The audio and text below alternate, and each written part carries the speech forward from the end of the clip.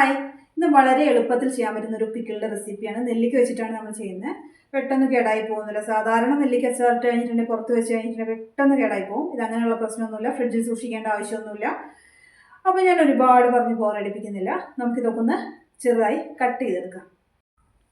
ഇത് ഞാൻ നന്നായിട്ട് കഴുകി വൃത്തിയാക്കി വെച്ചിട്ടുള്ള നെല്ലിക്കയാണ്. കുറച്ച് ഉപ്പും ബേക്കിംഗ് സോഡയൊക്കെ ഇട്ട് നന്നായിട്ട് കഴുകിയതിന് ശേഷം നന്നായിട്ട് തുടച്ചെടുക്കാം. ഒട്ടും വെള്ളം ഉണ്ടാവാൻ പാടില്ല. ഇനി ഇത് കട്ട് ചെയ്യാം.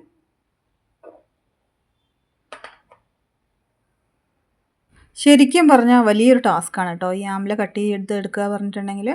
ഞാൻ ആദ്യം ഒന്ന് വലുതായിട്ട് കട്ട് ചെയ്തതിന് ശേഷം പിന്നെ ചെറിയതായിട്ട് അരിഞ്ഞെടുക്കുകയാണ്. നമ്മൾ ചെറിയ പീസസായിട്ട് അരിഞ്ഞെടുത്ത് കഴിഞ്ഞിട്ടുണ്ടെങ്കിൽ കറക്റ്റ് ആ ടേസ്റ്റിൽ കിട്ടുള്ളൂ. നമ്മളിതിലേക്ക് വിനീഗറോ മറ്റുള്ള കാര്യങ്ങളൊന്നും ആഡ് ചെയ്യുന്നില്ല. അപ്പോൾ ഇതുപോലെ ചെറുതായിട്ട് അരിഞ്ഞെടുക്കാം. ഒട്ടും വെള്ളം ഇല്ലാതിരിക്കാനായിട്ട് ശ്രദ്ധിക്കുക. വെള്ളം ഉണ്ടെന്നുണ്ടെങ്കിൽ പെട്ടെന്ന് കേടായി പോകും. അപ്പോൾ ഇതത് മുഴുവനായിട്ട് കട്ട് ചെയ്തിട്ടുണ്ട്. ഇനി നമുക്കിതിലേക്ക് വേണ്ട പൗഡറെല്ലാം ഒന്ന് എടുത്ത് വയ്ക്കാം. മുളക് പൊടിയാണ്. ഞാൻ 3 ടീസ്പൂൺ അളവിലാണ് മുളക് പൊടി എടുക്കുന്നത്. കശ്മീരി ചില്ലി അല്ല, സാധാരണ മുളക് പൊടിയാണ്. പിന്നെ അതിലേക്ക് കായത്തിൻ്റെ പൊടിയാണ് ഞാൻ ചേർത്ത് കൊടുക്കുന്നത്. 1/2 ടീസ്പൂൺ അളവിലാണ് ചേർക്കുന്നത്. ഇത് കായത്തിൻ്റെ പൊടിയാണ്. നിങ്ങൾക്ക് കായം മുഴുവനായിട്ടുള്ള കായം പൊടിച്ചതുണ്ടെങ്കിൽ അത് ചേർത്താലും മതി. ഇനി ഇതിലേക്ക് ചേർത്ത് കൊടുക്കുന്നത് ഉലുവ പൊടിച്ചതാണ്. ഉലുവ ജസ്റ്റ് ഒന്ന് ചട്ടിയിലിട്ട് നന്നായിട്ട് വറുത്തതിന് ശേഷം പൊടിയാക്കി എടുത്തിട്ടുള്ളതാണ്. അപ്പോൾ അതൊരു 3/4 ടീസ്പൂൺ അളവിൽ ചേർത്ത് കൊടുക്കാം. കൂടുതലായി പോകരുത്, കൈപ്രസം വരും. ഇനി ഇതിലേക്ക് ഉപ്പ് ചേർത്ത് കൊടുക്കാം. ഉപ്പ് 2 ടീസ്പൂൺ അളവിലാണ് ഞാൻ ചേർക്കുന്നത്. പോരാന്നുണ്ടെങ്കിൽ നമുക്ക് പിന്നീട് ചേർത്ത് കൊടുക്കാം. ആദ്യം തന്നെ ഒരുപാട് ചേർത്ത് കഴിഞ്ഞിട്ടുണ്ടെങ്കിൽ കൂടിപ്പോയാൽ ഒന്നും ചെയ്യാൻ പറ്റില്ല.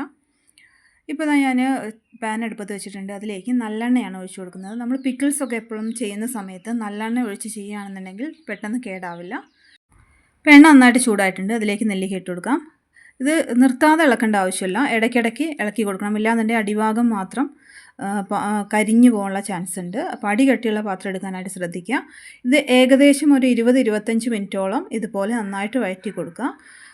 കാരണം നന്നായിട്ട് കുക്കായിട്ടുണ്ടെങ്കിൽ മാത്രമേ നെല്ലിക്ക കേടാവാതെ ഇരിക്കുകയുള്ളൂ. നന്നായിട്ട് ഇളക്കി കൊടുക്കുക. ഇപ്പോൾ ഇതാ ഏകദേശം ആയിട്ടുണ്ട്. ഈ ഒരു പരുവാകുമ്പോൾ 20 മിനിറ്റോളം ആയിട്ടുണ്ട് കേട്ടോ. ഈ ഒരു പരുവാകുമ്പോൾ നമുക്ക് സ്റ്റവ് ഓഫ് ചെയ്യാം. അതിനുശേഷം കുറച്ച് കറിവേപ്പില ചേർത്ത് കൊടുക്കാം. ഇനി പൊടികളെല്ലാം കൂടെ ഒന്നിച്ചിട്ട് ഇളക്കി കൊടുക്കാം. നന്നായിട്ട് മിക്സ് ചെയ്ത് സ്റ്റവ് ഓഫ് ചെയ്തതിന് ശേഷമാണ് കേട്ടോ ഞാൻ പൊടികളൊക്കെ ചേർത്ത് കൊടുക്കുന്നത്. അപ്പോൾ നന്നായിട്ടൊന്ന് ഇളക്കി യോജിപ്പിച്ചതിന് ശേഷം വേറൊരു പാത്രത്തിലേക്ക് മാറ്റാം. ഈ പാത്രത്തിൽ തന്നെ വെച്ചിട്ടുണ്ടെങ്കിൽ ഒരു കൈപ്രസം വരാനുള്ള ചൂട് കൂടിയിട്ട് കൈപ്രസം വരാനുള്ള ചാൻസ് ഉണ്ട്. അപ്പോൾ ഈ ഒരു പാത്രത്തിലേക്ക് മാറ്റുന്നുണ്ട്. നന്നായി തണുത്തതിന് ശേഷം മാത്രം മറ്റൊരു ചില്ലിൻ്റെ പാത്രത്തിൽ എന്തെങ്കിലും ഇട്ടതിന് ശേഷം അടച്ചു വയ്ക്കാം. അപ്പോൾ ആ പിക്കിൾ റെഡി ആയിട്ടുണ്ട്. വളരെ പെട്ടെന്ന് ചെയ്യാൻ പറ്റുന്നൊരു പിക്കിളാണ്. നമ്മൾ അച്ചാറുപൊടിയോ മറ്റുള്ള കാര്യങ്ങളൊന്നും ഉപയോഗിച്ചിട്ടില്ല. വീട്ടിലുള്ള സാധനങ്ങൾ കൊണ്ട് തന്നെ പെട്ടെന്ന് ചെയ്യാൻ പറ്റുന്ന പിക്കിളാണ്. എല്ലാവരും ഉണ്ടാക്കി നോക്കുക. അഭിപ്രായങ്ങൾ കമൻറ്റ് ചെയ്യാൻ മറക്കരുത്. അപ്പോൾ വീണ്ടും കാണാം. ബൈ.